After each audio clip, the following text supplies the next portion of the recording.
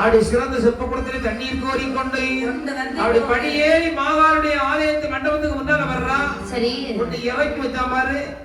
அப்பந்தான் யோசிக்கிறான், ஐயோ எவ்வளவு பெரிய முட்டாளா இருந்திருக்க நம்ம. என்ன இல்ல கனவு சொன்னாலும் இந்த அம்மா அவள்கிட்ட எல்லா விவரமும் எந்தால வரணும் போறணும் எல்லா விவரமா கேட்டோம்.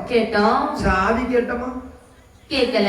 சாவி இருந்தா கதவு திறக்கும். கதவு பூட்டில இருக்குது. ஆமா, இந்த கதவு எப்படி திறக்கிறது? எட்டி பார்த்தா சாவி கதவுல வந்து பூட்டு தொங்கல. சாவி போடுற வெளி பூட்டு தொங்கு பூட்டுனா பூட்டு தொங்கும். ஆமா, உள் பூட்டுனா அந்த இம்மல் இருக்கும்.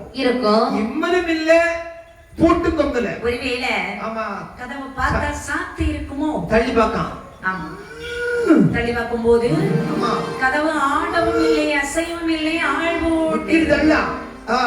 ஆள் பூட்டி இருந்தது போல ஆடவும் இல்லை, அசைவும் இல்லை, கதவானது. ஆமா ஆமா ஆமா, அதுலயும் கதவு திறக்கல நினைக்கிறேன். ஒருவேளை கதவு சாத்தி இருக்காது.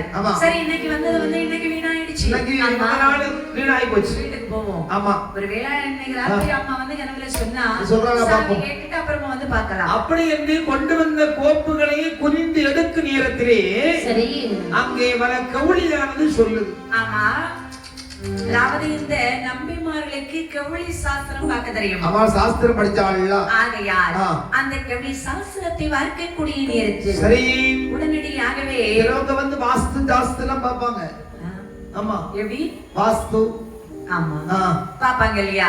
நினைக்கிறா இல்ல ஆண்களை வந்து வாஸ்து பார்த்தாச்சுன்னா முடிஞ்சு சில 3 அடி முடுக்கு வரை கிடைக்காது. அந்த அளவு வாசம் முடிச்சிட்டு போயிருவாங்க. ஆமா ஆமா ஆமா. ஆகையால் நினைக்கிறா ஒரு வீலாம்பாள் கதவு சாத்தி இருக்குமா இருக்கும். சரி, நாம கூப்பிட்டா கதவு திறப்பாங்க. இருக்காராமே இருக்கலாம். கூப்பிட்டால் குரல் கொடுப்பாள் என்பதை அறிந்தாள். உடனடியாகவே கோவில் நடை அருகாக வந்து எப்படி சத்தமிட்டு அழைக்கிறார் என்று பார்த்தால் அம்மா கதவு தீர கதவு தீர அம்மா கதவு தீர கதவு தீர அம்மா கதவு தீர கதவு தீர கதவு தீர கதவு தீர காரியே மாலாயே அம்மா வாசல் தீர வாசல் தீர வாசல் தீர வாசல் தீர வடிவழகி வாசல் தீர